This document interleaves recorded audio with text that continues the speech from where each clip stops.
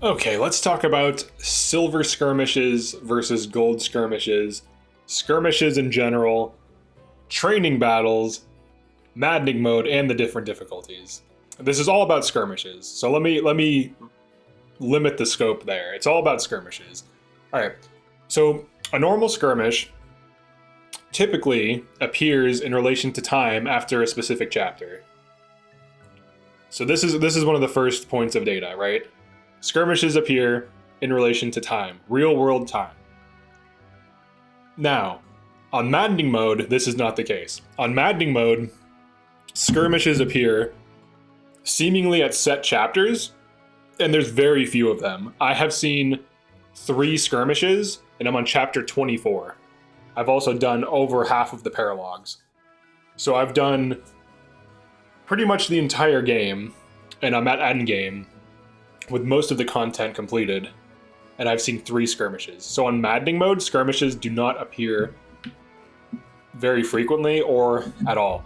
There's also an exploit on normal and hard mode where you can go to your Switch settings and change your time zone and keep changing your time zone to cause the game to create more skirmishes so that you can infinite grind. And as far as I know, because I don't play on normal or hard, this is possible in normal and hard mode. Okay, so now that's out of the way. There are also no training battles, which are typically at castles in maddening mode. These are present in other difficulties. And the reason why this matters is when you donate to these regions, having significantly fewer skirmishes and significantly fewer opportunities to battle and to explore regions to benefit from the donation mechanic drastically hurts your economy in a maddening run almost for no reason, and it's usually not worth it because there's better ways to get these resources. Now, this is something that I learned late. I did a blind run where I didn't look up too much about the game, and I just decided just to dive in and just like try out donation, try out different classes, different units, whatever.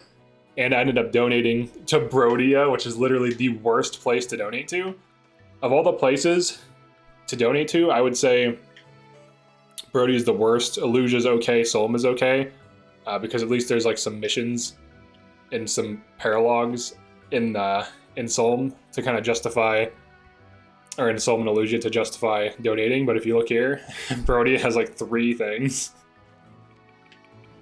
I think this counts as Brodia. I could be wrong, but it doesn't have that much. So don't donate to Brodia. And now on to the silver corrupted and the gold corrupted and what it is and how it works. So first we'll go to Somniel. So when a skirmish appears in a region, because it appears in one of these countries, it has a chance to become gold or silver corrupted. And what this means is a handful of enemies of that skirmish will be silver corrupted or gold corrupted, depending on which type has triggered. If they're gold corrupted, they will drop gold. That's it. They still attack you, they're still normal enemies, give some XP, but they also now drop gold. Silver corrupted give more XP and SP when you kill them, and that's all they do. And all that happens, the only difference between a gold corrupted and a silver corrupted versus a normal skirmish is that there's a few, not a ton, not the entire map, a small amount, like a squad of silver corrupted or gold corrupted enemies. Okay, now that that's out of the way, your donation level scales the chance that a skirmish is gold or silver corrupted.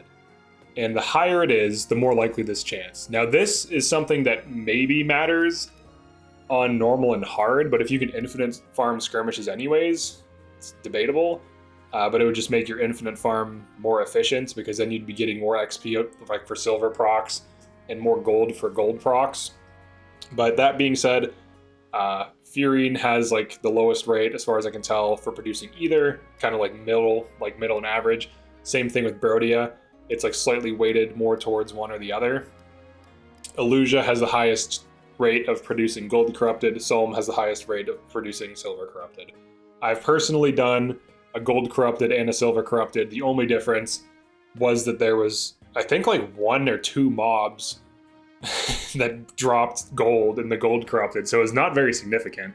And then for Solm, it was just like, 2 or 3 mobs that yielded more XP and SP, and that's all it does.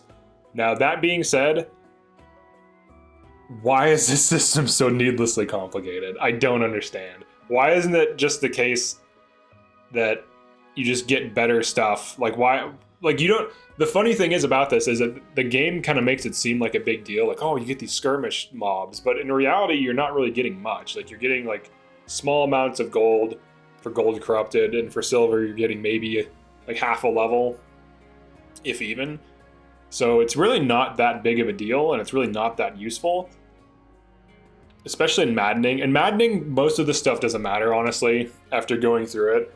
Like, donation helped slightly, but it probably hurt more than it helped, so maybe it didn't help at all. Because I would have had, like if we look at how much money I've donated, 15K, so that's 30, so 70, 75K donated. If I had 75K right now, I could buy an insane amount of resources. So let's like show that.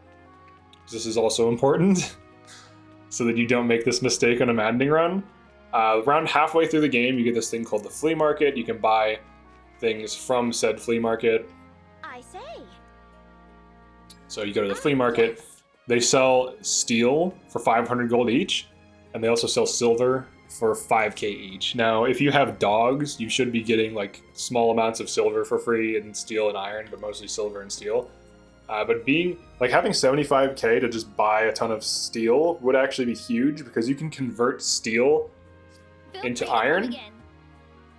You just go to the store. I think there's a spoiler character over there, so I'm gonna try to avoid going over there.